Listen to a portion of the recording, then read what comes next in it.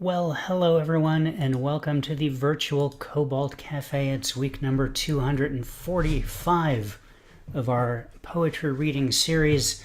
My name is Rick Lupert. I'm your MC. Excited to be here with you. Excited that in addition to our open reading tonight, our featured reader is our own Debby Segal. Debby, really happy to have you with us every week, even when you're not the featured reader. So this is just kind of exciting. Inspired by your bio, I will say this thing that I say sometimes periodically throughout the year. I want to acknowledge that my house, where I live and host the Cobalt from, is land, unceded land that was originally under the custodialship of the Chumash people and the Fernandino Totavium Band of Mission Indians.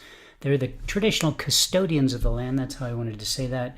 And I want to pay respect to their elders, both past and present, as well as all indigenous people who don't have it easy as they did before because people came along and took their places. So there you go.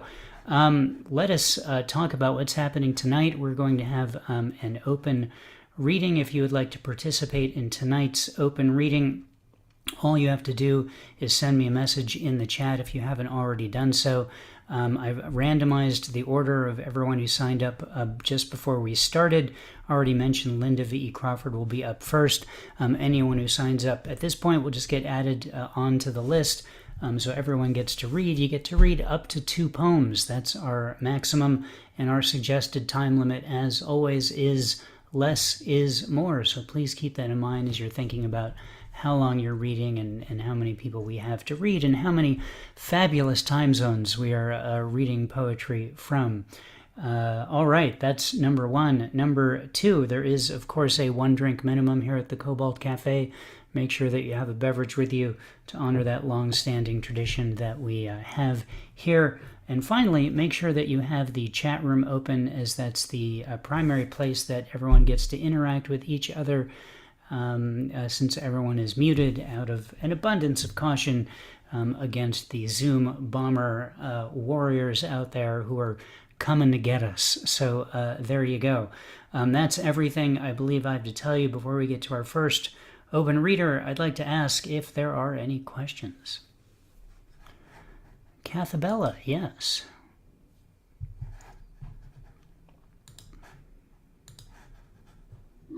Yes. Do you have any special memories of being 13, Rick? 13.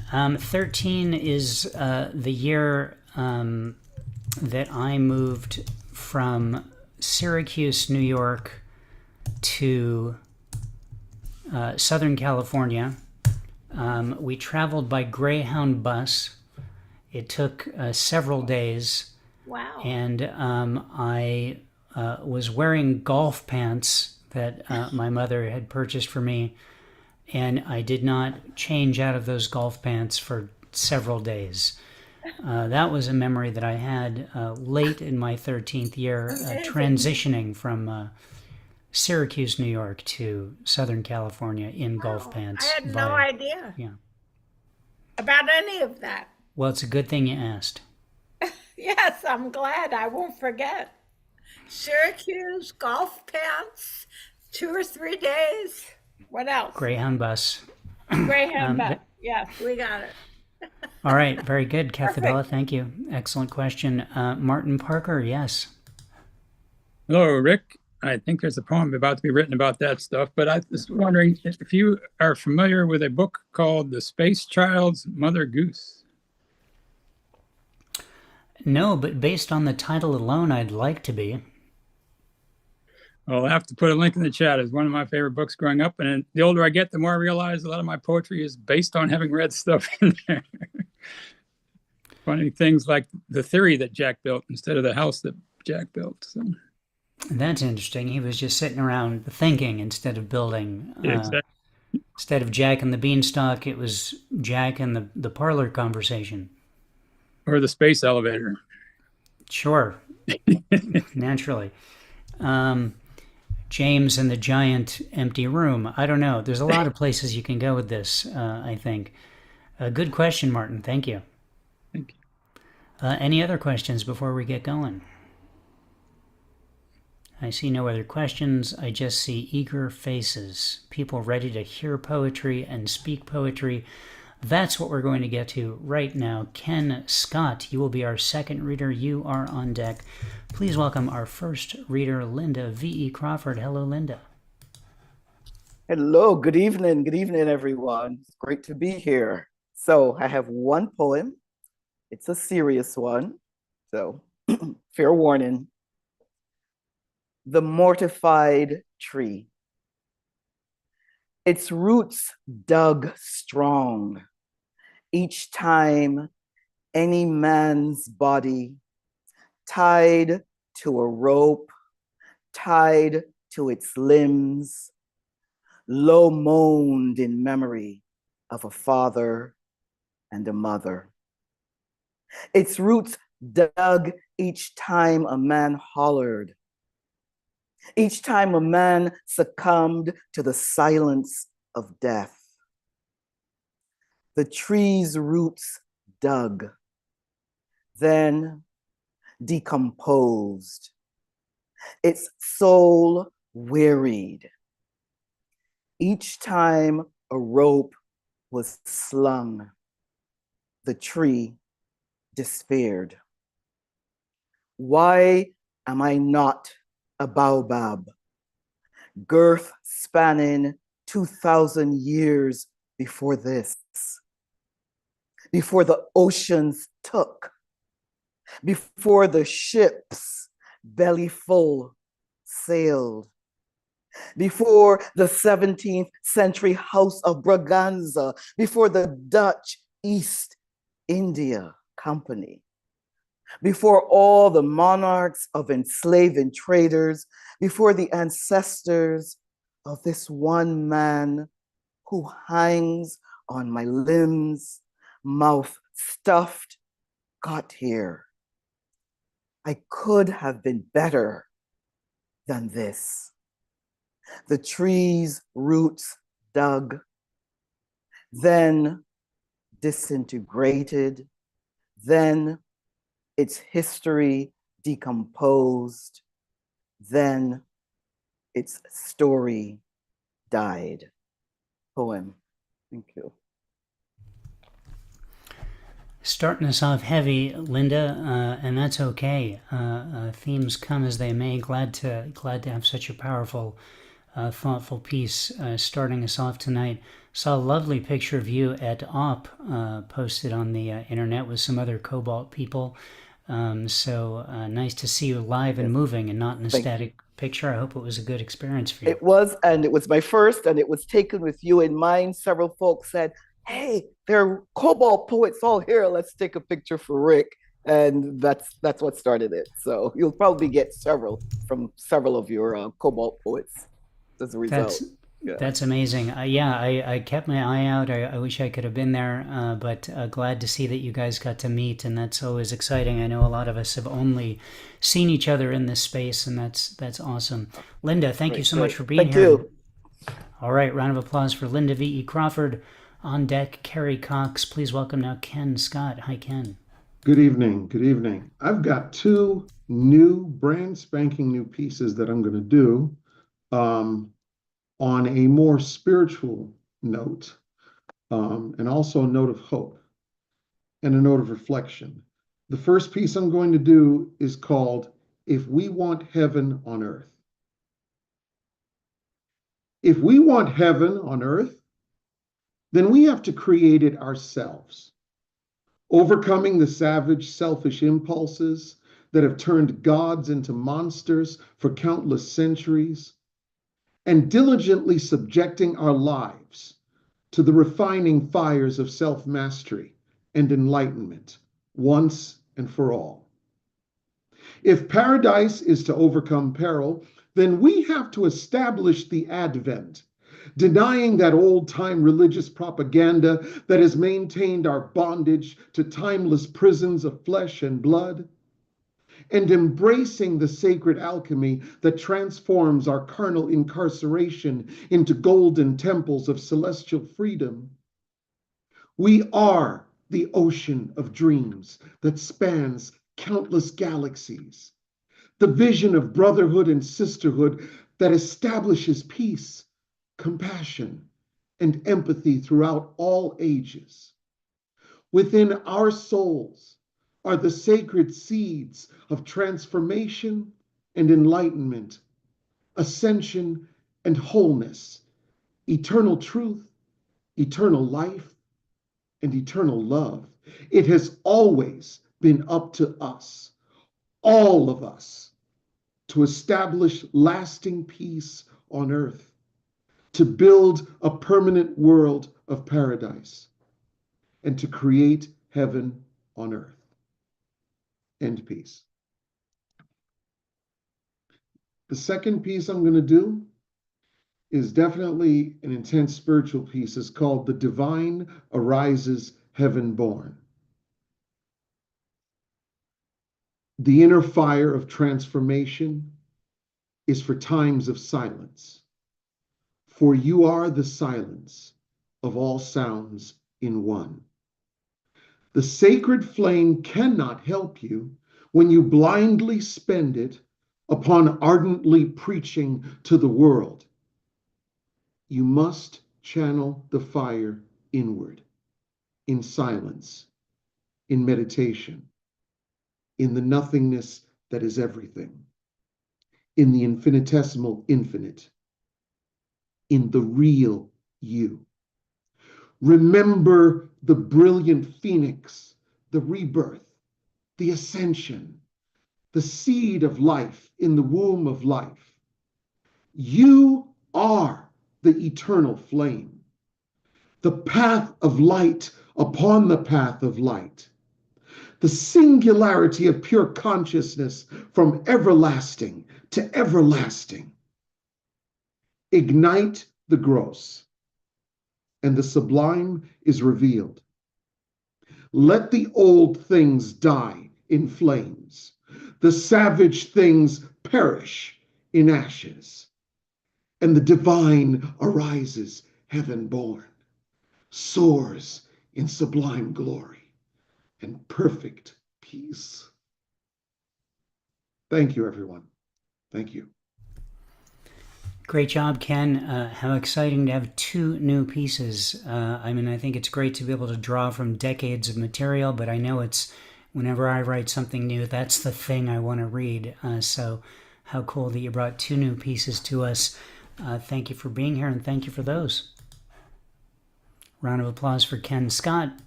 On deck, Michael G. Hickey. Please welcome now Carrie Cox and her dog, Misty Monday. Hello. Okay, so I also have two new pieces, which is exciting. I have kind of a steamy spring poem I'm going to read. I'm calling it Holes. I am enveloped in the ether of us, the pure steam of two bodies fusing in the lost last delusion of separate. We conglomerate ourselves into a oneness only the center heat of stars know. Only the winds will tell our story. Books blush from words we need to concoct to make a version pure enough to cleanse every other thought. A languid nighttime dreamed up tempo, music and breaths held, breaths given, breaths administered, breaths coughed out, breaths wasted on words barely heard, but the sound waves still vibrate the air between us, plucking at strings of atoms we can't see. I'm enamored in the esoteric nature of biology buzzing inside me, the seams of my dreams unraveling like ivy. I'm born again each time you slip slide me closer in deed and word and actions, louder than pictures of 1,000-word fractions. I am enamel inside a seashell pearled up from the sea, and salt and sand scraped smooth and soft and glistening. We do this. Bear this, Get rid of the parts we don't need, cling to the sacred, dance in the kitchen way after midnight. We circle each other in psychedelic style, color, and pulsing tendrils of our human need to be near each other more than any other. I am emotion-soaked and dangerous. I am fuller than a moon, than a belly full of boulders. I am teaching everyone about my own demon streak where I leap and shriek in the dead of nights you don't want to be awake for. I am all the way yours, and then some. I am a plant, craving the sense of converting something as simple as sunlight into sustenance, to be able to breathe out life and take in the rest of the world in giant splashing drops down through mud where sparks lie dormant, and we dig, bare-handed, bare-mouthed. We need what's on the other side.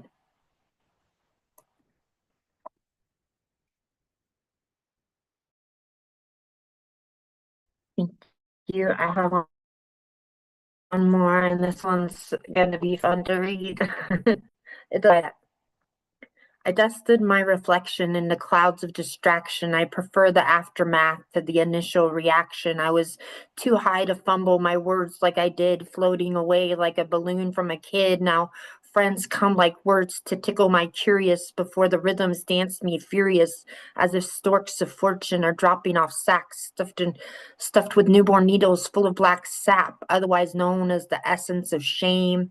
Impure and alone, dark and insane, you surface sometimes when I flounder the most, more like a mirage than a ragged old ghost, breathing, wispy, wishing with wet sounds like kissing. I need euphorics, wonderment supreme, the way a mind unwinds the dream. If you're a body of work and I'm a work of a body, then let's meet at the seams of skin and streams and find the keys to the upper eaves before the light show leaves. I know we live in different places. You know the state of shifting faces, the navigation of off-kilter spaces, warping through a history of graces not given to those who deserve it, and pretending to forgive the truth when we heard it.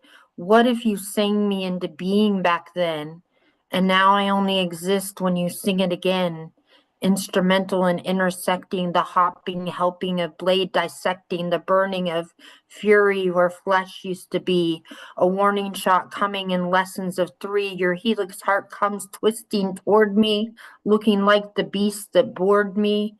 Blood alone, a dropping decision where bags of plasma paid your tuition in a school where puncture was easy to remember, tested the blessed up biblical weather. I write my name in lightning on an old chalkboard sky next to yours and all the reasons why I walked around tied to the ground, even though I knew how to fly. Thank you. Biblical weather was crazy. If you check out the text, a lot of crazy things went on. People would just follow a cloud for years just to see where it was going. Locusts and frogs. Right. Frogs rain down sometimes. Exactly. What kind of umbrella would help with that? It's always been what I wondered. Carrie, great job. 2 more new pieces tonight. Thank you for bringing those to us.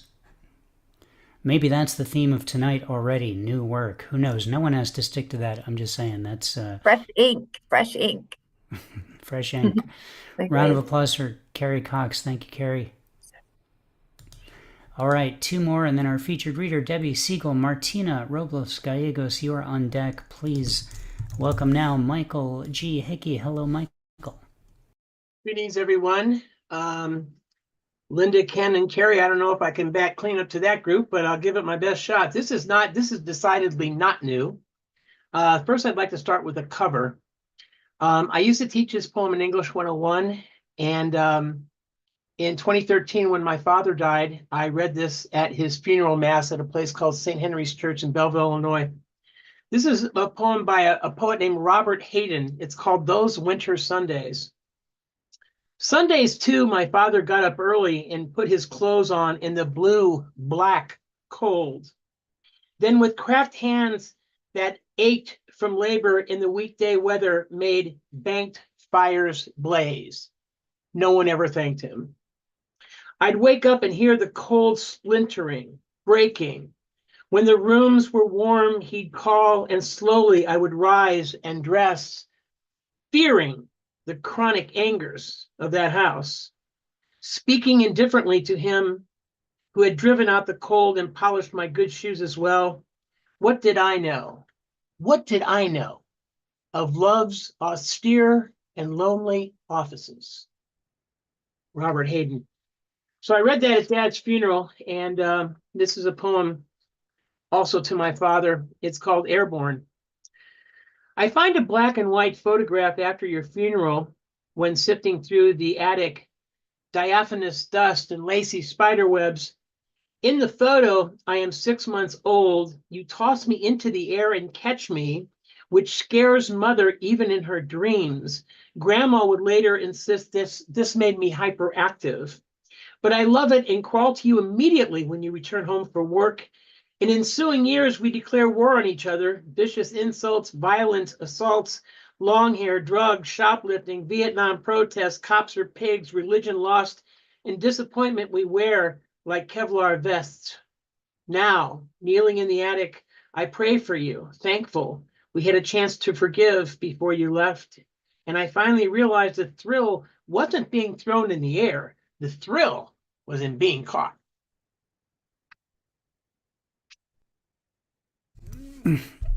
Michael, it's okay that wasn't new work, sending us off in a new direction. Thanks for the cover poem. Great to hear what inspires you and what you think about as well. Thank you so much for being here. Thank you. Thanks, everyone. Round of applause for Michael G. Hickey. On deck is Martina Robles. On deck is our featured reader, Debbie Segal. Please welcome now Martina Robles Gallegos. Hello, Martina. I thought it was Debbie. Oops. No, it's your turn now. Okay. I heard Debbie. Okay. I have two. I think they're new.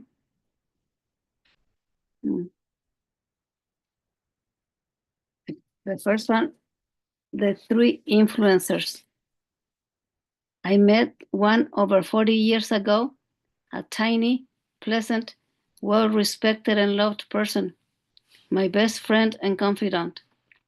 Our conversations, although infrequently, were never shorter than an hour, because a clock was neither friendly nor pleasant, and it certainly wasn't important. But we did agree to disagree and spared each other of some unpleasant conversations. We still laughed at our common mistakes and experiences, but we understood they were what made us stronger and who we are today. The second influencer I met about 8 years ago, tall, friendly, very tall, pleasant, and non-judgmental. She lets me use colorful metaphors freely and makes me laugh and tell jokes. She nudges me to breathe when things get tense. Breathing is good.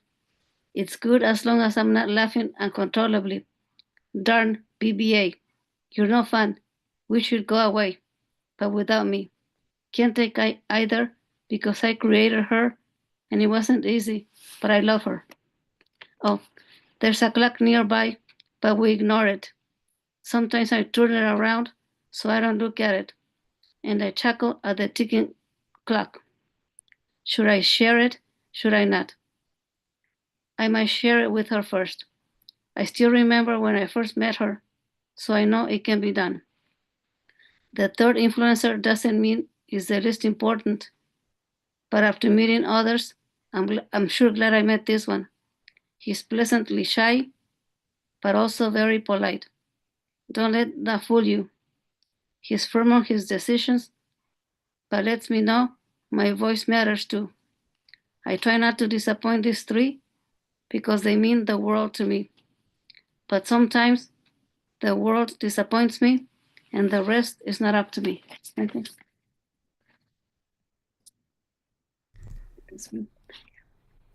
Just the one poem, Martina? One more. Oh, one more. This one is The Lion in the Well. Here it comes again, the fight against the lion. And it wouldn't be so bad if you were in the jungle. Oh no, this fight is always in a well, a very dark, deep, and narrow well. I'm stuck here with this ferocious beast, and he wants to shred me to smithereens. I'm not afraid and go for the jugular. But the beast growls at me in rage and throws his ragged paws at my chest. I try to shimmy up the well to the top, but the beastly lion pulls me back down and tosses me around the wall, the wall of the well. My little weak body sneaks between the lion's legs, but it roars a deafening roar. My ears ache and my head feels like it may explode.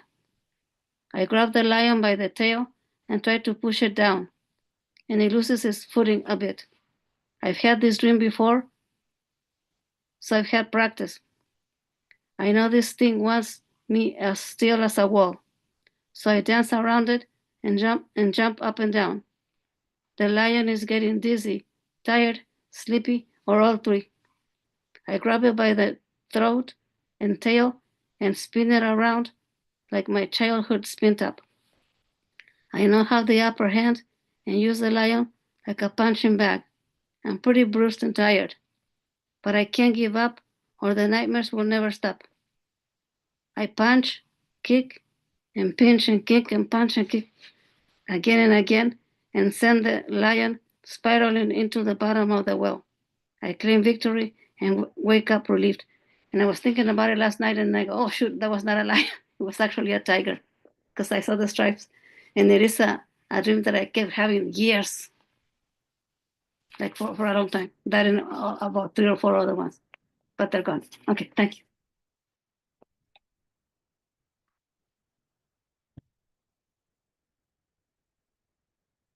Martina Robles Gallegos, tamer of big game. Good to hear your work, Martina. I thought it was really cute when you kind of looked up and you referred in that first poem to someone who was tall, and you kind of looked up like you were really remembering it and said really tall. And of course, we all agree that breathing is good. So thank you for both of those pieces. Thank you so much for being here. Thank you. Round of applause for Martina Robles Gallegos. On deck after our featured reader will be Mary Marcia Castley. So stand by, Mary. You'll come up and it'll be your turn in a little bit, which leads us now to our featured reader, Debbie Segal. As I mentioned when we started this whole thing tonight, Debbie is one of our own regulars, and as exciting as it is to bring in new people who aren't normally part of our scene, new and old regulars alike, it's especially cool to be able to present one of our own people in this spot and give people a chance to give a full set and see what can be accomplished in that period of time. So Debbie's been with us for a while, but is quite accomplished outside of her open reading appearances here in Cobalt Poets. Deborah received a Pushcart Prize nomination last year. I mentioned as part of my introduction, I talked about where it is that I live. Debbie makes a point in her bio of saying that she gratefully lives on unceded Ohlone land. I might be mispronouncing that, so let us know how that's really pronounced, Debbie. She's the author of a number of chapbooks, most recently this year, Fool's Apprentice and Keeping the Flame Alive, as well as one that came out last year called In the Time of the Cloud, from Another Segal Productions. Debbie, I know you're an active poet. I saw you on the ground at OP in photos, so I know that you take this seriously, and we already know that from your work and your presence here, and excited to hear your full set. Please welcome our featured reader, Debbie Segal. Hi, Debbie. Thank you, Rick. Thank you, Cobalt Poets. This is such an honor to be here, and even though this is the best banter in all opens. I'm going to just cut right to the chase. I have a lot of poetry for you. So I'll read some pieces from my 2 chapbooks, and I will have 1 piece of wet paint that I will read at the end. So let's just get started. This is from Fool's Apprentice. Alchemy. In the hollows, a pensive Neanderthal reclines, colorless runt within her, plying the loom, ignorant of its name, herbs, stones, vapors, perfumes. Squeeze nectar, fungal nodes flare on scarlet pods by a dry gulch. Gooey core of stuff, each flower, celestial zenith, rotates the spoon. Paint flames with potion, core of void of stars and stones. Holy fire and water, ovum trim seed from waves. These are not fables. You will touch, you will see the philosopher's stone. Pull dark specks of stuff, and from these pull icy flames. Mordant matter divides, and a clear bell is supine. The battle has been fought and won. Chaos climaxes into dust and draws down the pinnacle. The blackening, the whitening, the yellowing, the reddening. To gain, first give. To obtain, first lose. From the one to the one. Terrestrial, endowed with shadow. Sulfur, mercury, salt. See it, touch it, love it, know it not. Blood, sugar, water. He didn't want to admit beauty didn't last. Long disrupted ocean, a white-capped lake, stretched beyond fields, flashing with brands like Circuit City. The paper map navigated us here from Bed, Bath, and beyond Target to Pebble Beaches. All you can eat, plopped off highway exits down on American capitalism, advertised stretches of nothingness. But I felt agitated by the gritty sand, a longing for nothingness. Money and power, we replied in unison. He stood at the edge and nodded, and didn't stop witnessing through his brown eyes this ocean unmoved by waves that crashed on his bare feet. Scanning his eyes around the territory, folded paper map navigated us here, from broken machinery to tides of a promise, liberated from material weight. The means. Star-crossed poems don't stay in the light. They glide across the abyss. They glitter for the devil, oscillating between the god's eye, flickering in scope. If they emerge free, neither punishment nor despair, counterpoint to sleaze.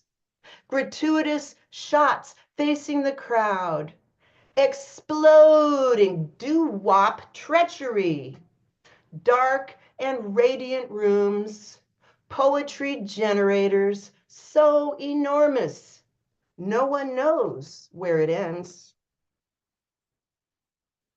Riddance.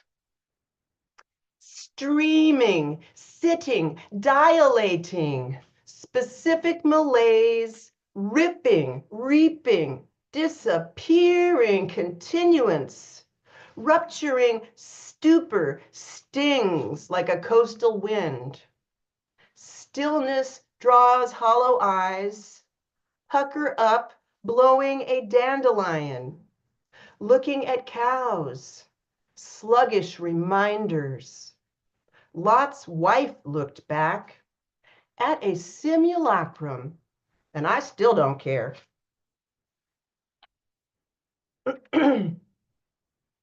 The stranger you pray to, falling angel at a crossroads, perplexing the lost prophets, aroma of roses arising, declares desperate danger.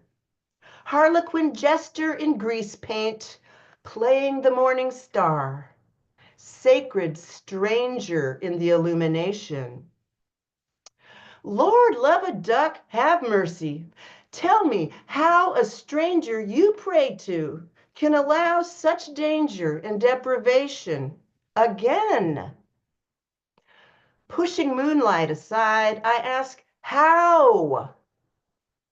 I'm a buffoon, thorny red rose poet on a hill, blowing kisses to the moon. Overflowing with mistakes. In this version, like ginger ale, like a laundry hamper, overflowing with mistakes, sore-footed, cursing and grumbling, unlike the deer on green slopes, the snake slithering, smelling of vegetation, crouched low and smiling, hiding behind metaphors. The silver dawn calls your name. And I'm going to read some selections out of In the Time of the Cloud.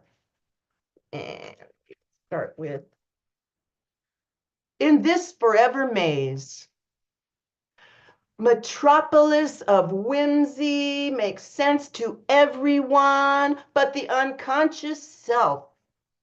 Light bulb moment is popping sound of annihilated constrictions. Howling vagabond drawn to imaginary phone booth. Collect call made. Pigeon honing its wings. Call cannot go through stone.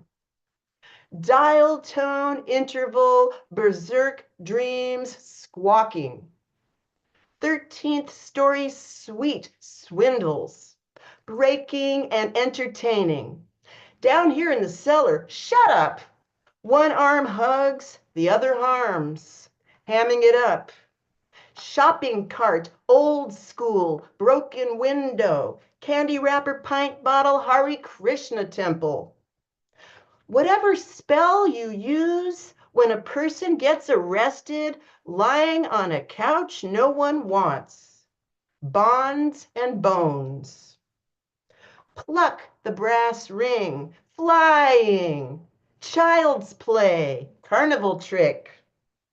Sundown deer running up a pink moon block. The day Mercury returns and the kitchen sinks in the west. Reading newly typed work, maybe for the last time, or penultimate time. Feelings are jewelry, worn for an occasion called grieving twilight in this forever maze. Who disturbs the shrubbery? To a world reborn, the green man bridges the span between blood and wood. Frippery of roots and fronds, murky larval ponds, where a dragonfly wings and fools trip and sing. If you listen, destroyed world, bells ring. Hallelujah. Wasteland, underworld leading and leaning into old ways, troubled, tribal, pleasing, solitude cracks around 5 speckled fledglings.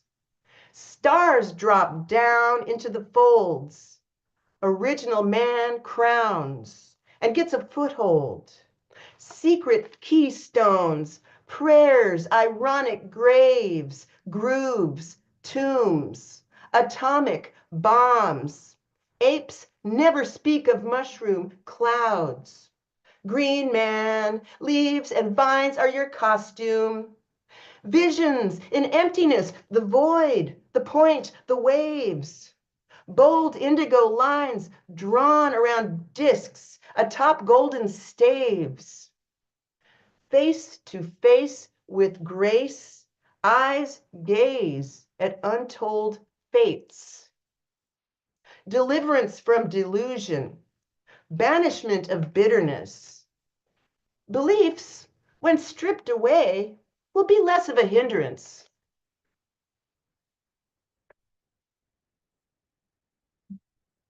Lord of Bones. Find me, Lord of the many dead, and know me from inside. Falling, ruptured, bearing promises of old. Pale from eons below, I consume the seed, eyes closed. Lips, arms, and hips expand under sky of land.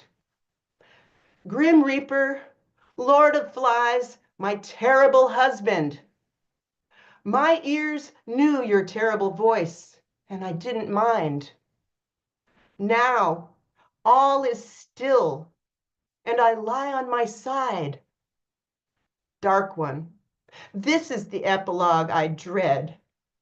Comfort me with forgetfulness of the world, forbidden atrocities of milk, honey, sun or cloud, fields of grain, a kaleidoscope of umber weaving over and under, over and under. Oh, my dark Lord, of 1,000 joys and 10,000 sorrows I tire, sickened, circling Stygian tracks, riding the black night. He threads his rusty sword through my hidden aperture. Old matron above, while merry deer ran on green slopes, the scent of rotting woods.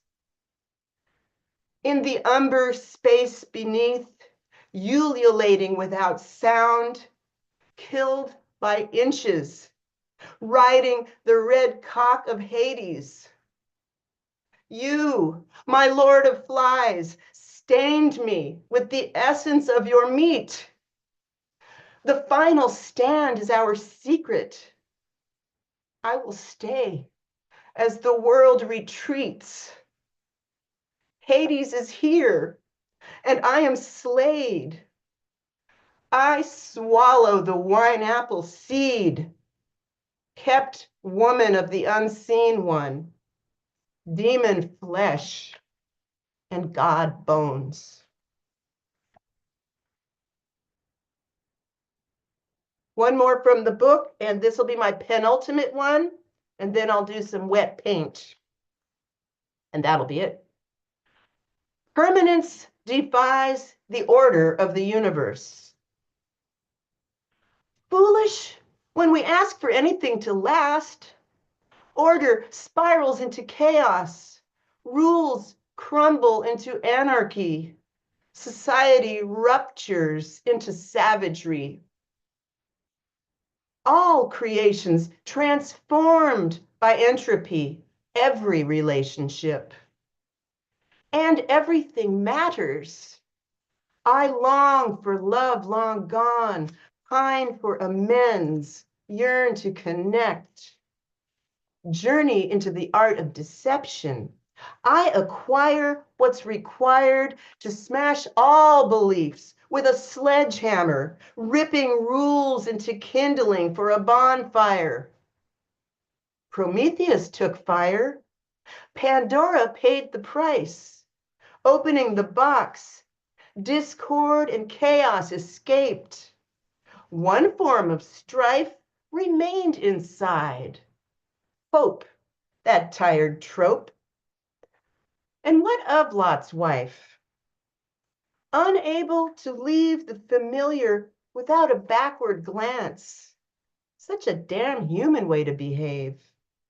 She isn't even named, though she is shamed into a pillar of salt for surveying places in her wake.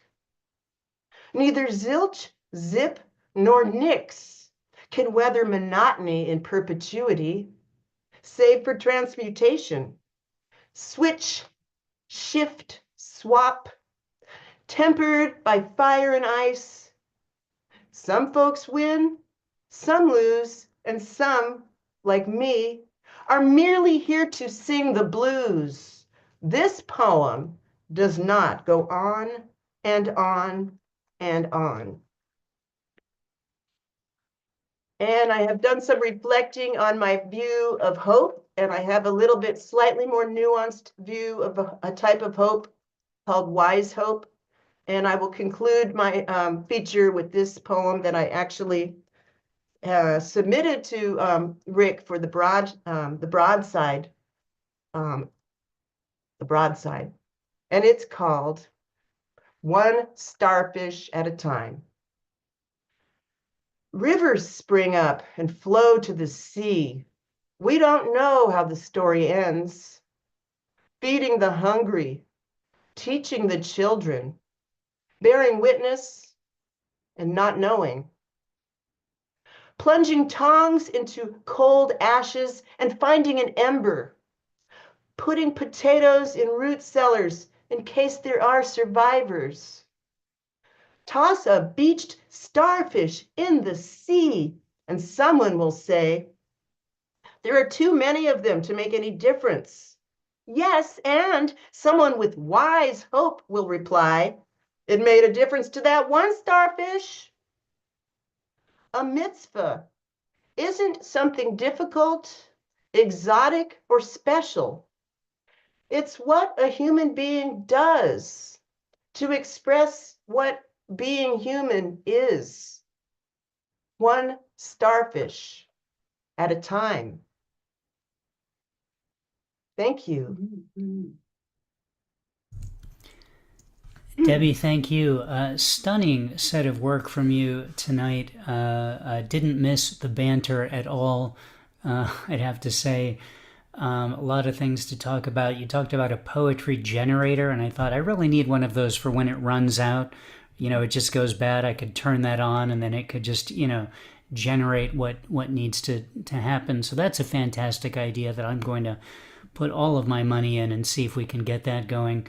I love the one that's ended Lot's wife looked back and I still don't care. That was fantastic. A lot of ways to interpret that in the text itself, in just looking at, I'm looking at this text, but I don't really care about the text. There's so many ways you can think about that.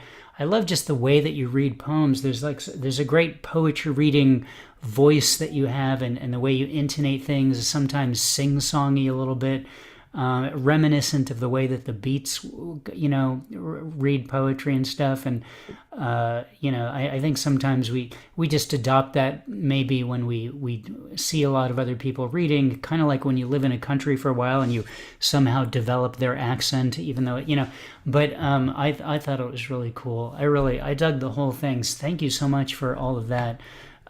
Great set of poems. I'm going to paste some stuff in the chat room. And then also share the screen and show the broadside of that poem that you just read.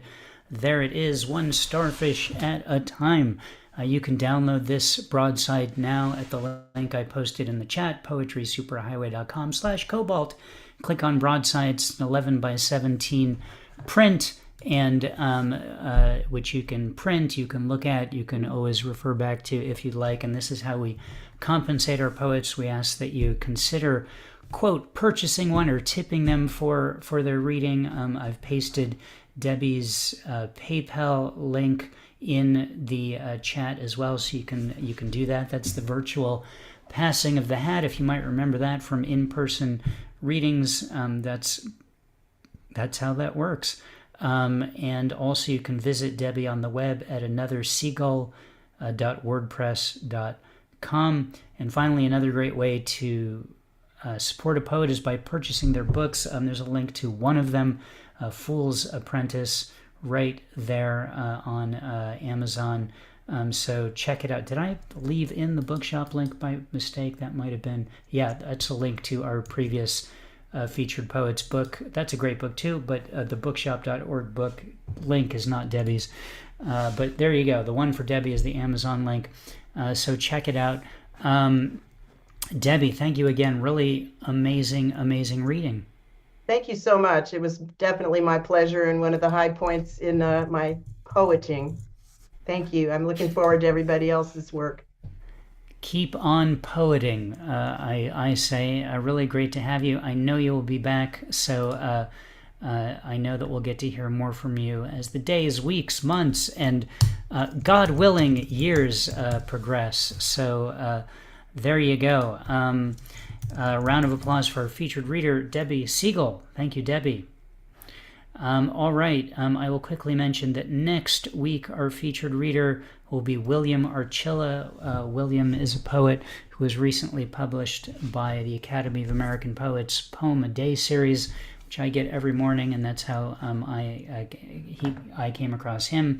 So looking forward to hearing work from him next week. That leads us now to the rest of tonight's open reading. Here's who I have on the list in this order: Mary Marcia Castley, Milo Johnson, Marilee Johnson. Are there two Johnsons here, or did I somehow type that wrong? There are two Johnsons here. No relation, or maybe a relation. I don't know. Let's find out.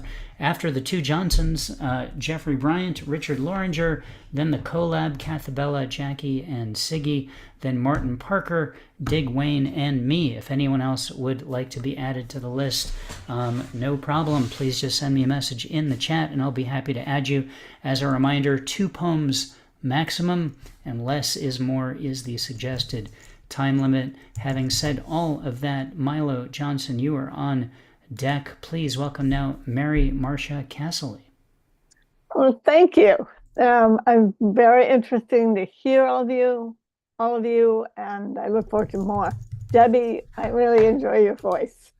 I wanted to say, Rick, that Castley is not a bad name pronunciation, but it's actually the softer version, Casoli. The old name was Casoli. But I'm not Italian, so it doesn't matter. And Castley comes closer to the meaning of the name, castle. So, without further ado, I have just a couple of poems that I plucked from my file. It's not new, but they're not very old. Not the first time. She wanders wearing flowing colors. It happened on the first day of the job, wandering through falling leaves. Oh, I can see her. She's an old woman. She could be on Flower Wreath Hill. She's got what looks like could be a knife. She feels she's foraging Syria or China. She tries to remember. Well, it was more than a decade ago. There's no one out there to threaten. Well, I suppose so. She smiles, leaning into the warmth of the sun. What else? Or she's dragging a burlap bag. She breathes in deeply. There's no kids out there to kidnap, neither. She absorbs the quiet of late afternoon, lost in thought. Hey, you laughing at me? Okay, I'll keep an eye out. She's lost in thought. There's a yell. She yells back. Ah! Raise her digger. Means leave me alone. She bends, rises. She is struck in the chest, her stomach. They rush forward. Who are these unified men? She keeps on, coming back for more. It was only a tazer. They empty your bag of collected dandelion. Hey, private property, you understand? Sir, she doesn't appear to understand or speak English. Well, get her treated at the hospital. Then let her go. Let her go.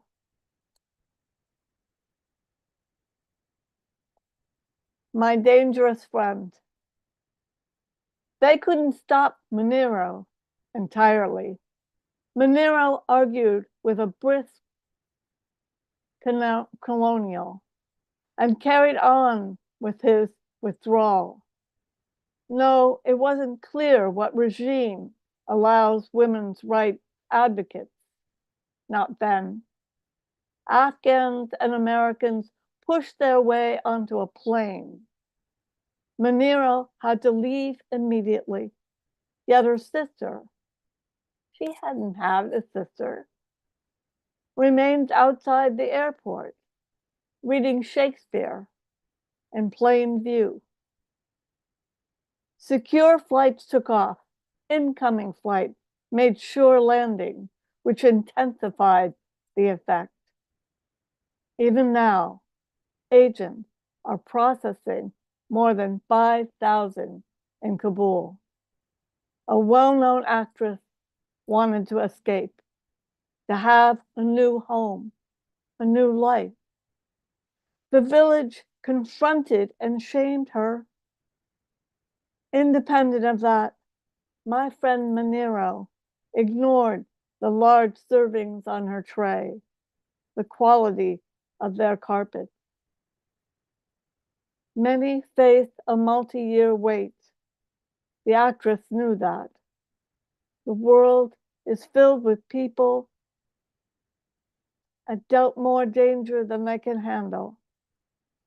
My dangerous friend embarked on many journeys, in love with inquiry. She dares me. She dares me. Depart. Thank you.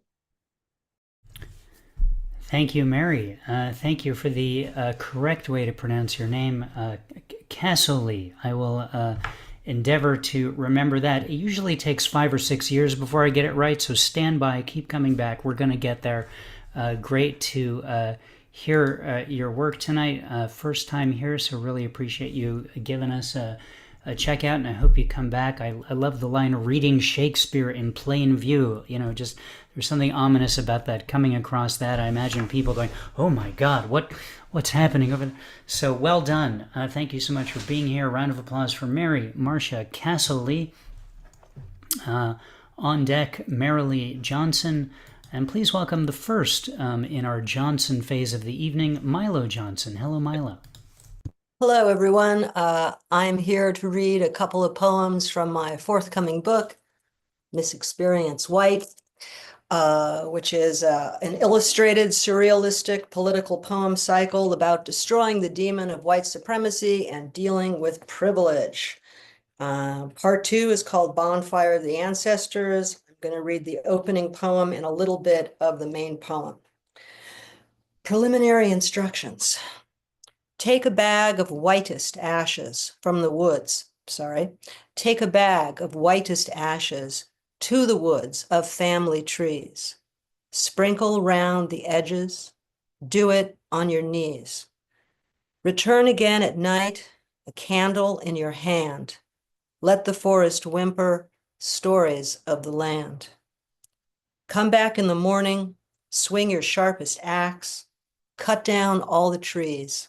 Pile them up in stacks. Drag off all the stumps so the understory is clear. The space is now ready. Your fire goes here. Bonfire of the Ancestors.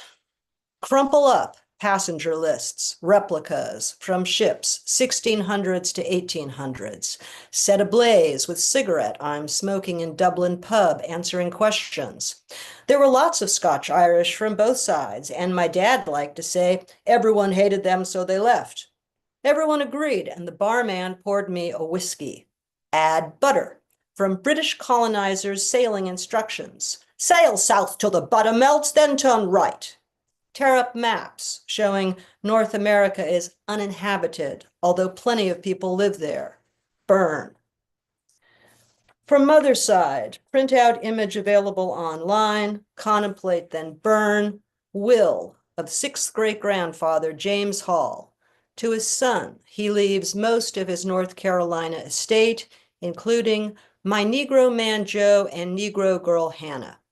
To his granddaughter, my Negro boy Peter, to be hers and her heirs forever.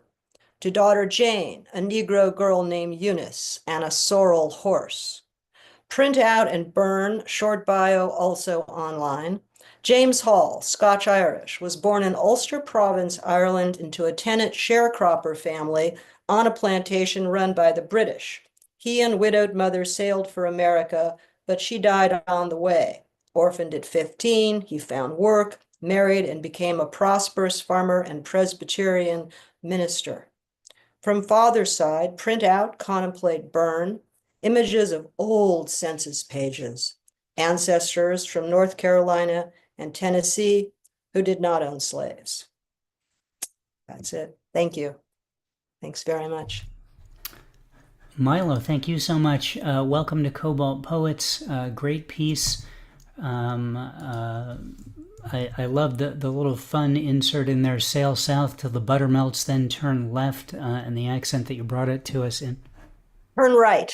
Oh, sorry. Oh my God. Right. Got it. You just saved me months of travel. Thank you so much. The book should be out. The book should be out, Richard, very soon. And my dear friend Richard Loringer is going to help me with the launch. So thanks for listening, and I'm happy to be here. Thank you.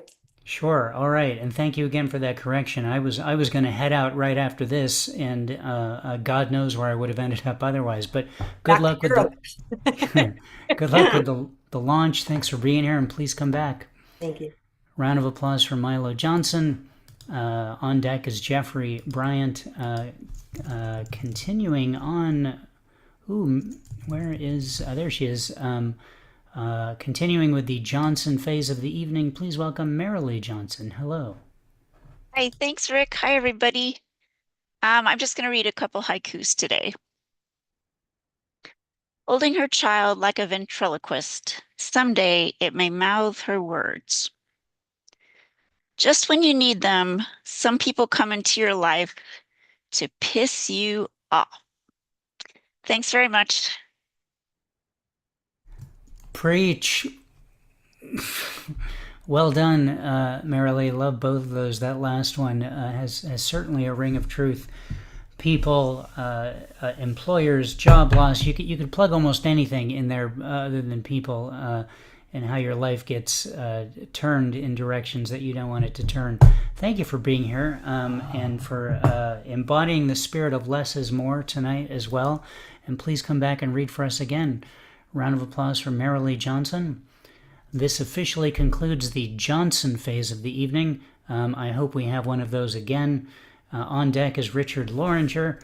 Please welcome now Jeffrey Bryant. Hello, Jeffrey. Hello, good evening. Wonderful, Debbie. I always love listening to you read. It's just so special and wonderful. I love it. Let's see. I'm going to read a poem that I'm going to read two poems that both reference silver trays. This one is going to be, or is going to be in the Altadena Poetry Review, actually. Broken home, an oak door creaks open as she steps on a porch, wood heaving with emphysema, coated with regret. Under rotting rugs, knitting aborted on a sofa.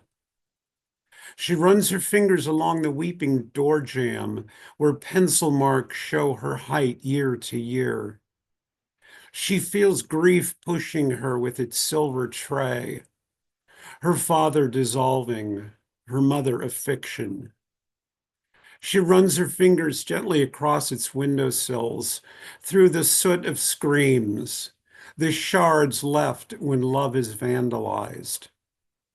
This house must be returned to God. She opens all the windows for takeoff, and the house rises to its cruising altitude.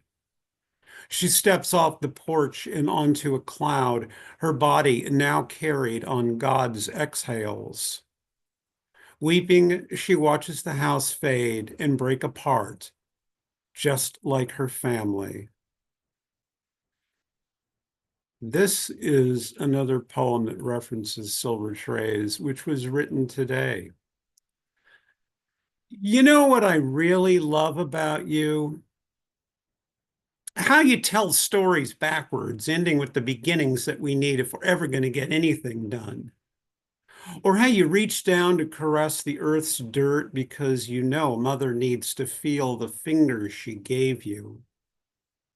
Or how the sunlight adjusts according to the depth of your tongue against mine. How yes is the color of each iris you use to figure me out. Or how much you weigh after I tell you that I love you. Or how you said, "Oh, Lana Turner, we love you. Get up." And she did. But really, it was how you said, while standing naked at my bedside, holding a silver tray with a rose and a flute of Perrier Jouet, eggs Benedict with hollandaise in the corner of your lips, that life has no meaning, so I made you breakfast. Thank you. Breakfast is all I ever really need, Jeffrey, any time of day. Later the better, honestly, when I think about it. Thank you for being here tonight. You were at OP as well. I think I saw pictures of you commingling with other Cobalt poets. Yes, I indeed I was, and I, darn it, missed a few people, but not Heidi Casa. Heidi and I had a lovely visit, and who else? Oh, I think that's it. I didn't see Linda, darn it. But yeah, there was just so many people there. Yeah, it was fun. It was a great event. I was there with Natasha, who's doing Cherry Pie Press, excuse me. George Washington has nothing to do with my book of poems. Thank you very much. I think cherry is the key word. You had us at cherry is the key word. Jeffrey. Absolutely. That's the thing that catches you. Well, good. I'm glad it was a good experience, and you got to meet Heidi. I'm jealous of that. Thank you so much for being here tonight, and as always, round of applause for Jeffrey Bryant. On deck, the collab, Cathabella, Jackie, Siggy, and I think Chris is here as well. Please welcome now Richard Loringer. Hello, Richard. Hey, everybody. This is such a wonderful evening.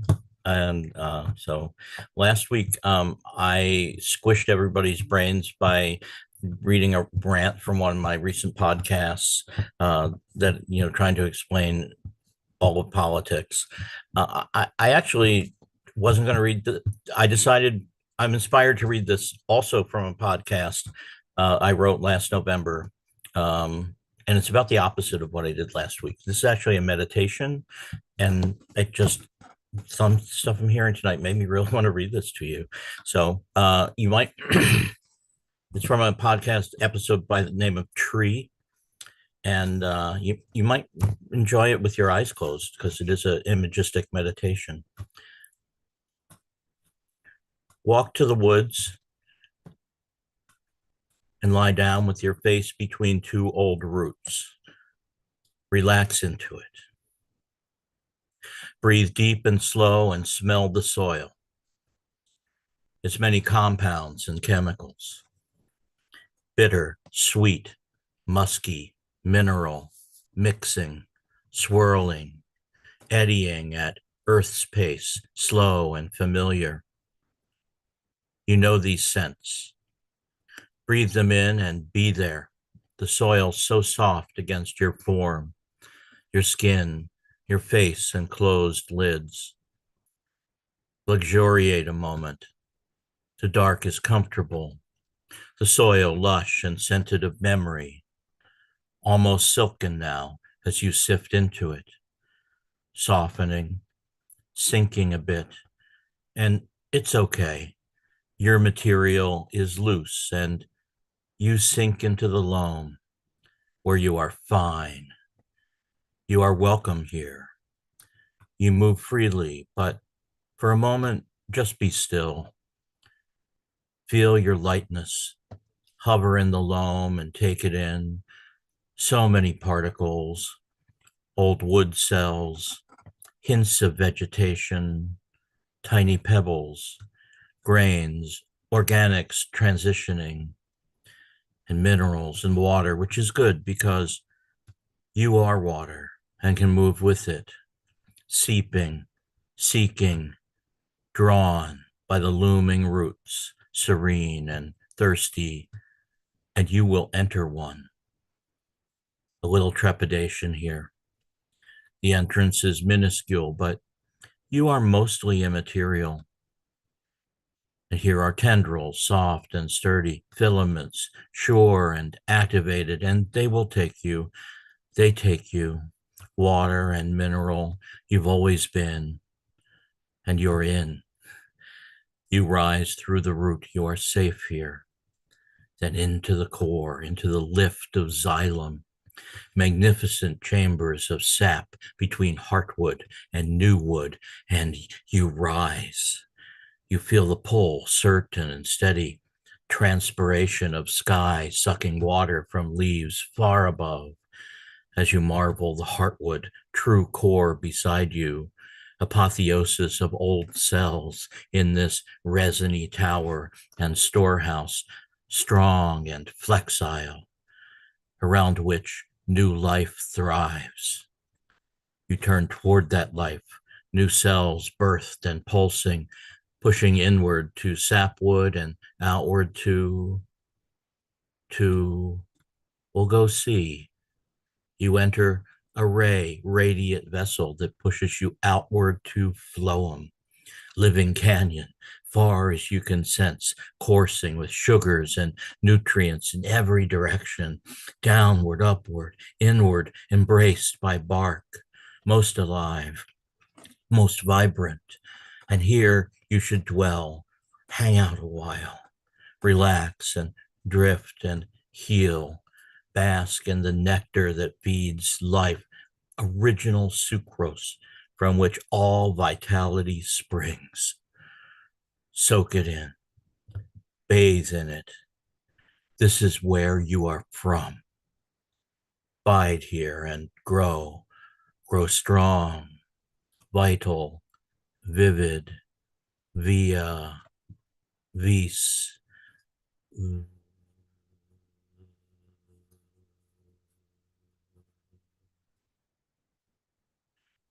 You'll know when to move on as you must, because everything moves.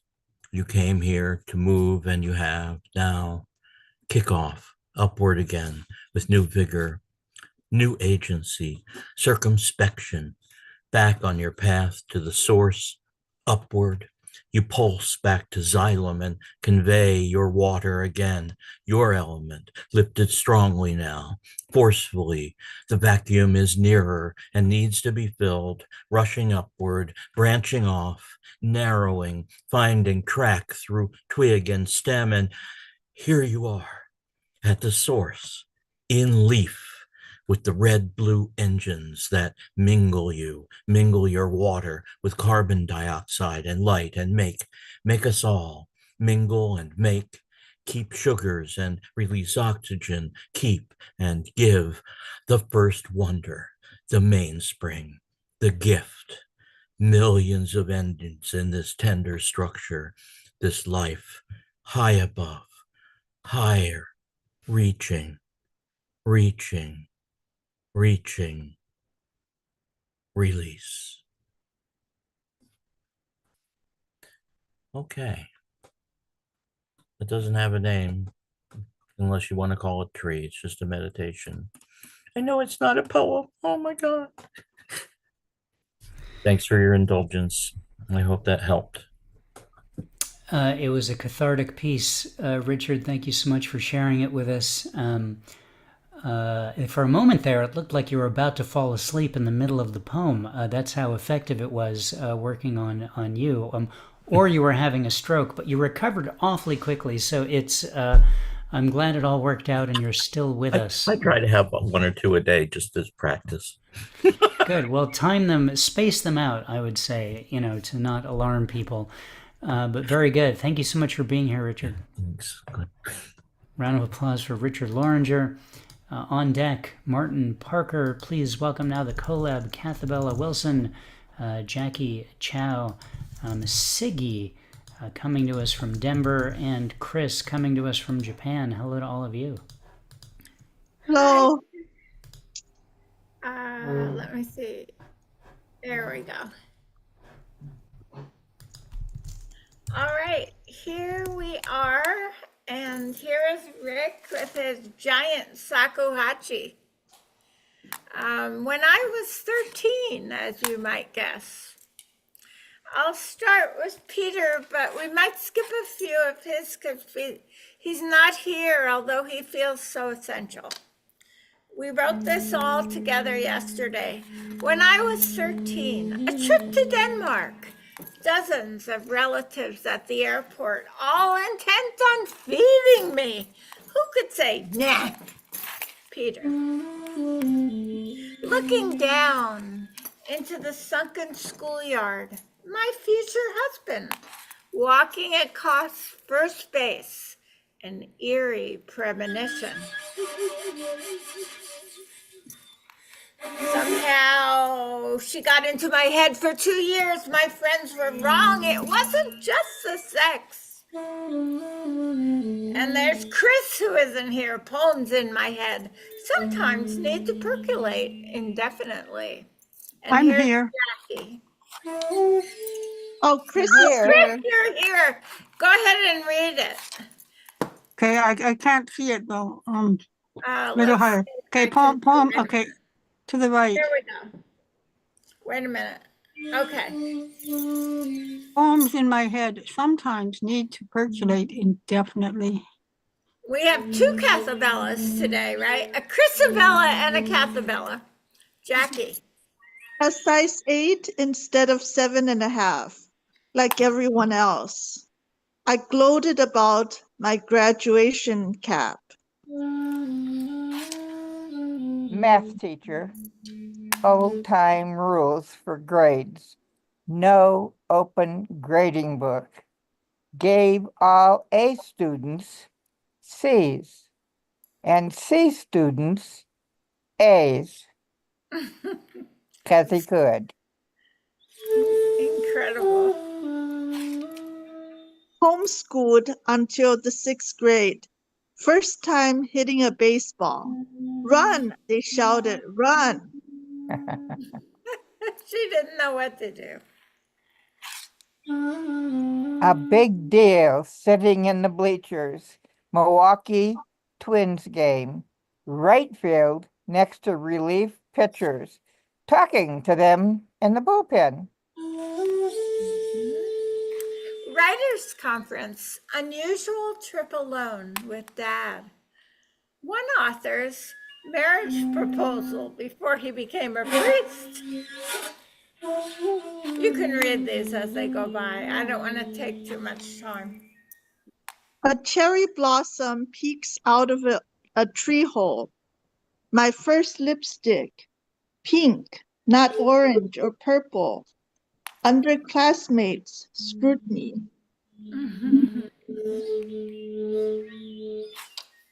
I got a passing choir grade. Teacher said, for trying. John M. picked up by his shirt. Buttons popped off. Before down. Next year, teacher taught girls' school.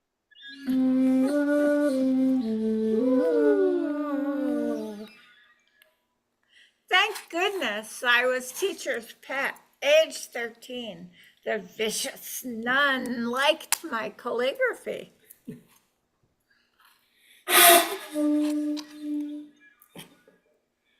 Not knowing what a beret was. I kept singing Raspberry Parade to Prince's hit. I love that, Jackie, more and more. Okay, here's Chris. Flower hat, body doubling for Capabella at Cobalt reading. Queen for a day, I became Chrisabella. How Last week. cute. Lovely. Sorry I'm here today, Chris. You do great. I can still be Chrisabella. I know, I love it. Friday night, dance music on records, rock and roll. Fast dances, mostly girls. Boys might slow dance. Oh, there he is again. Come on, Peter. You have to be here. Okay, Siggy. 1957 All-Star Game played in Milwaukee. Sat in bleachers. Went early to watch pregame. Saw Mickey Mantle and Willie Mays. Amazing. She's the kingpin, he tells the police who are visiting. 'Tis no joke, I say, with cautioning eyes. Scary moment. Still sing the national anthem with 2 extra words. Perfectly timed, my memory recalls. The announcer yelled, "Play ball!" Here we go. Thank you, everybody. Yeah, that was great. Thank you, guys. Great. Thank you, Chris, for getting up. Good to see you, Waking up. Show your beautiful flute. He has a flute the size of a baseball bat. About. And that's the hitting end. Sakuhachi. Thank you. Thank you all very much. A lot of fun tonight. Cathabella, Jackabella, Sigabella, Chrisabella, and Rickabella. I love it. I think Thank you, Rick. That was great. most importantly, we heard the words, which I think should all be, we should all be just having our heads through, in the coming weeks and months. Beware the vicious nun. So that felt important. Thank you guys very much for being here. Really enjoyed that. A round of applause to the collab. All right, thanks to all of you. On deck is Dig Wayne. Please welcome now Martin Parker. Hello, Martin. Hello again, Rick. Nice to see everybody. Wonderful feature, Debbie. Thank you so much. So this first poem, after I wrote it recently at a workshop, made me realize, yeah, this sounds like something out of Space Child's Mother Goose. I always loved that book, and especially the first poem, which is called Possible, Probable, My Black Hen, mainly because it's repeated throughout the book in different languages. The rest of it's all in English, though. So this is called Speculations on the Implications of the Permutations of Our Future Lives.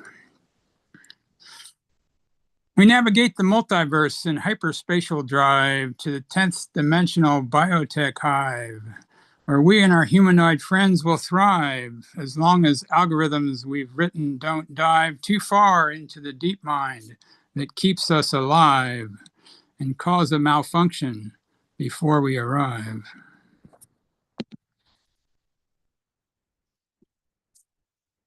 And then, if I can get my phone to not act up here we go. And this is another recent one about my strange sleeping habits. This is called Night Rise. At night rise, I retreat to my recumbent lair, where wyverns cavort with chameleons and owls, amid the lexicon stacked on the shelves, a varied collection of consonants and vowels. I search for words within these tomes, a way to connect with the yearning inside, distracting me from the silent howls that echo through the halls of my mind.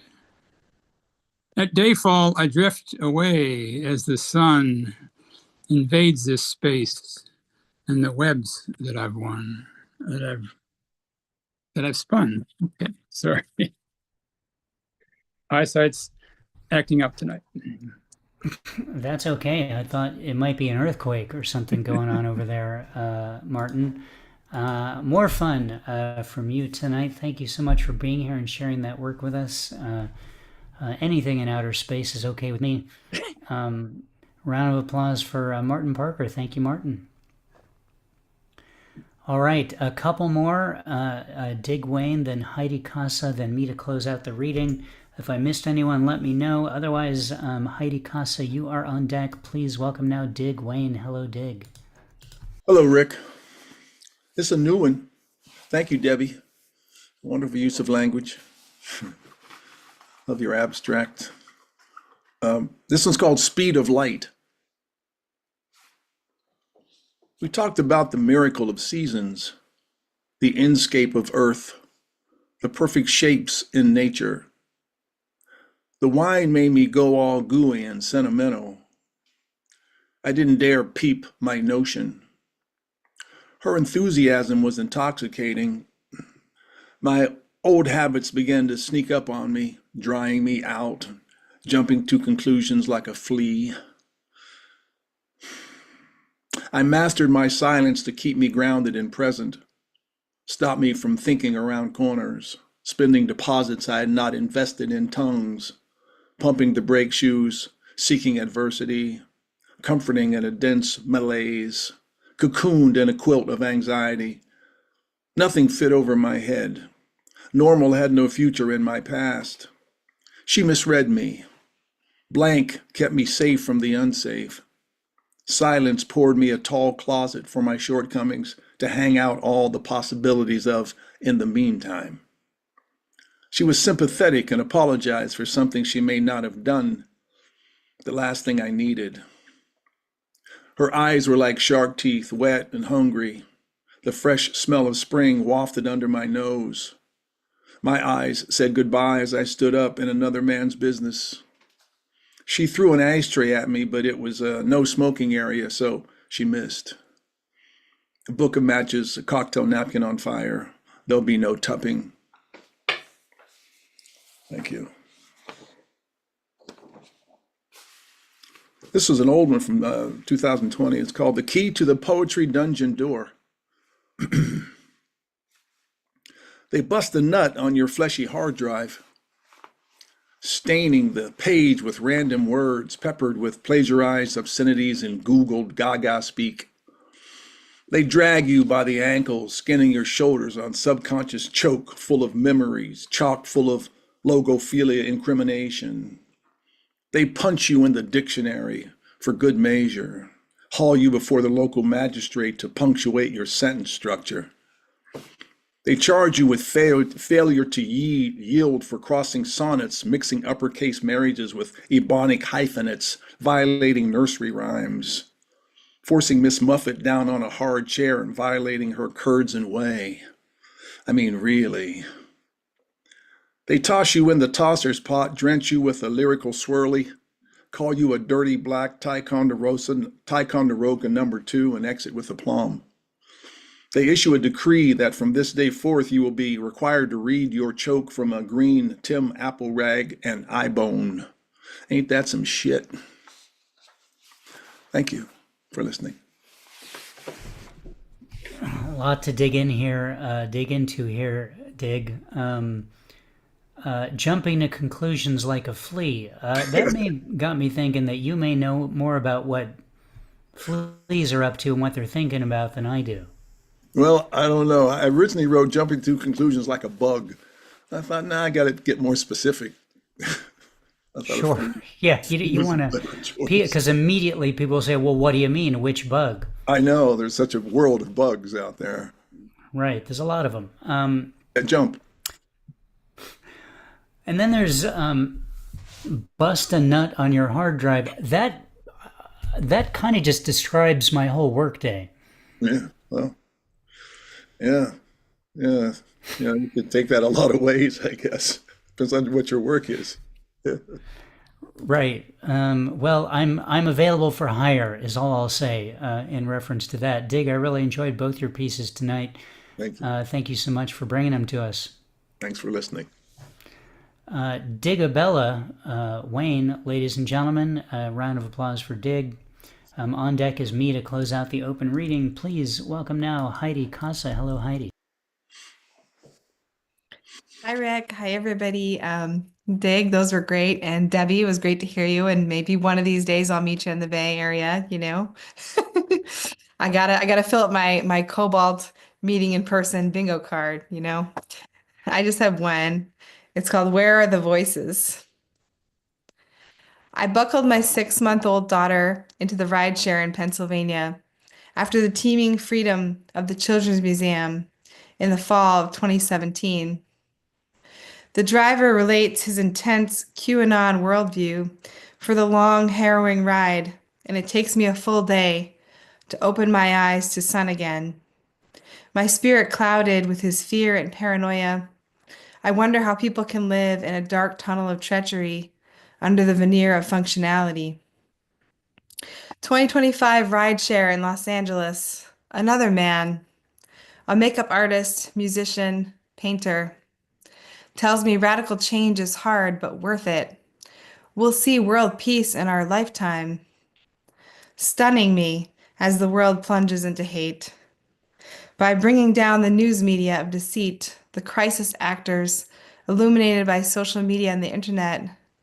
Legacy media shows us the second Hollywood is DC, he says. His view distrustful in an unsettling sunny way. An unrelenting laser beam working to excise tumors, instead spreading malaise. Meanwhile, teenagers cannot get necessary medicine for health conditions because it has contraceptive effects. And T has a man standing outside her door overnight because he thinks they don't belong here. And violence or the threat of it is all he's learned to share. Voices of the vulnerable lowering from constant attacks, hoping we'll shut up, fade, disappear. Those who listen at the level of survival know it's quieter here. Whispers can still be heard by those with an ear to the ground, offering a hand to rise up from dirt. Thank you. Heidi, thank you. How was your experience here in Los Angeles at the OP conference? Nice. So it was wonderful to spend time with Jeffrey and to meet Linda and James Coates and Lizbeth Koyman and Nancy Murphy. So that's my Cobalt bingo card. Very good. Well, it looked like you were having a great time. I was watching your pictures, and you got to go to LACMA, and I've seen a lot of really spectacular photos you took there. I'm sorry I missed you when you were in town. It looks like it was a great experience. Yeah, I didn't. It was kind of a last minute thing, honestly, which didn't seem like it, but it kind of was. Well, there you go. Cool. Next year, in wherever it may be, perhaps. Thank you so much for being here, Heidi. Thanks for having a Cobalt bingo card. That's pretty cool. Round of applause. I'm sure for yours is full, you know. I had to put an extra rose, actually, but just to keep it a challenge. But round of applause for Heidi Casa. Thank you, Heidi. Thanks. All right, I'm going to close out the festivities with 2 poems. This first one, I don't know if you're familiar with the Wurgelflump contest. It's a contest that's been around for many years, that was started by and is still run by winningwriters.com, a great resource for poets and writers. And they started this contest at the height of poetry.com, which used to be a site where you would submit work and they would send you a glowing acceptance letter and offer the opportunity to spend a lot of money to receive a copy of the book that your poem was in. And it was basically just a vanity press and a way to make money. And they would take anything. And so Winning Writers conceived of this contest where you should write the most ridiculous, awful poem you can and submit it to them. Once they accept it, then submit it to them, to winning writers for the Wurgelflamp contest, and whoever wrote the best worst poem would win. And I think I actually won the very first Wurgelflamp contest. Poetry.com, I don't think it does that anymore the same way. They kind of figured out that it wasn't quite working when things like this came along. And I've still been submitting to the Wurgelflamp contest, which is transformed into more of a humor contest. And I found that my regular humor poems don't do so well. So I decided a couple days ago, the day before last night's deadline, to write the most ridiculous poem I could and see if, in this spirit of the original Wurgelflamp, how it would do in this contest. So with that in mind, this is called Ballad of the Cowboy-Hatted Feck. Take his horse, for example, and he'll feck you right in the fecker. Take his hat, you feckless feck, and he'll bald up your pecker. Take his spurs, and he'll add beavers to your schmeckle. Take his saddle, and he'll get a paddle and put live wolves in your fiddle-faddle. Take his home on the range, and he'll give your boobies mange. Take his lasso, and he'll make you watch Ted Lasso in Polish. Take his bandana, and he'll feck your mama. Take his spurs, and he'll cancel your feckin' winter. Take his boots, and he'll send you to the land of naked toots. Take his ranch, and he'll rhyme you with orange. Take his cow, and he'll tear up your tickets to Macau. Take his bolo, and he'll do a little dance while singing about Hojo. Take his guitar, and he'll point his cow butt at you and fart far. Yodelady ha de hooty ho, yodelady de hooty ho. Sing along, you fecks. Yodelady hooty ho, yodelady ha de hooty ho. I can't hear you fecks. Sing fecking louder. Yodelady ha de hooty ho, yodelady de hooty ho.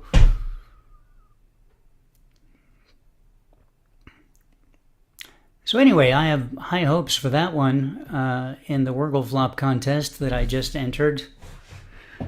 This one is a little different. I wrote this one in response to this week's Torah portion. I'm not sure how seriously I was taking it, but we'll see. It responds to this line of text: if a person sinned by transgressing one of the passive commandments of God, but he does not know for sure, he is considered guilty, and he will bear the consequences of his transgression. Sinning without knowing that you're sinning. This is called the 6 months before Yom Kippur ramble. I'm pleased to have the opportunity to get back to my sins and guilt. What with Yom Kippur a mere 6.5 months away, it's never too soon. Usually we don't begin the proceedings until the month of Elul, when the reminding begins. My apologies to the proofreader at the Jewish Journal, who for sure is going to contact me about my invented word, reminding. My further apologies to my friend the cantor who lives in Phoenix, although by the time you read this that could change, who is sometimes thrown off by where I choose to break my lines. As I once said, once you break a line, its mother will never forgive you. Why is this poem in tercets anyway? Do I think I'm making higher art by using tercets? Go ahead and look up tercets if you need to. Thanks to the technology that is bringing this to you, I won't need to wait before I continue. Look, I've continued. These are just some of my sins, my guilt laid out on all the electronic platforms and in certain regions in print for all to see and tisk me about. I'm willing to bear the consequences of my transgressions, international or otherwise. I'm willing to sprinkle the unoiled flour. I don't think I can use frankincense for this, so put it away. I hear I'll need an unblemished ram. That's the only kind allowed in today's political climate. It's cool. That was my high school's mascot. As an alum, I think I get a free one. Okay. There you go, ladies and gentlemen. Poems from me. Thank you so much for listening. I want to thank Debbie Segal for being a really stellar featured reader tonight, really showing us how it is done. And she's one of our own, so we know we're going to hear more from her. There's the stuff in the chat. Again, please consider contributing to the virtual passing of the hat by tipping Debbie for her reading at the PayPal link that is there. Again, you can download her broadside, excuse me, at that next link. And once you are there, besides looking at the broadsides, you can, of course, check out the other things on the Cobalt Poets website, such as the calendar. Next week's reader, for example, is William Archila. You can also, if you're new here, and I know some of you are, you can click on email list and add yourself to our weekly email that goes out there. Continuing on, you can visit Debbie on the web at another segal.wordpress.com. And finally, check out, for example, her most recent book, Fool's Apprentice, on Amazon there. And as she posted earlier, all of her books are up there. So if you get there with that link, you can certainly find the others as well. So there you go, ladies and gentlemen. That is it. Great and fun night tonight.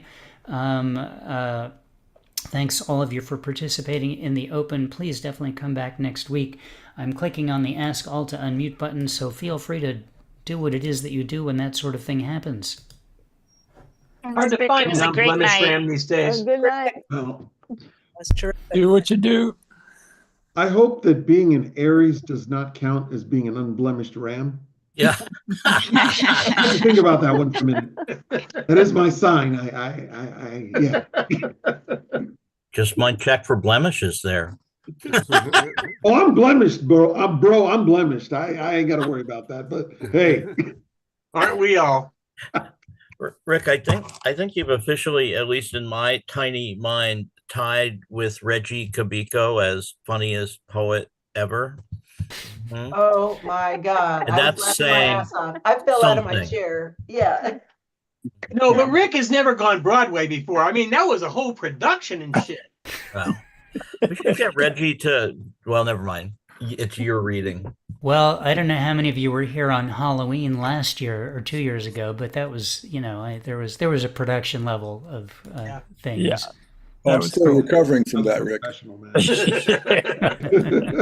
That was real spooky, man. It was exceptional. A great reading, Debbie. Thank you. It was Saying that out loud. feature. Yeah. Excellent Yeah, it was terrific. Great feature, Debbie.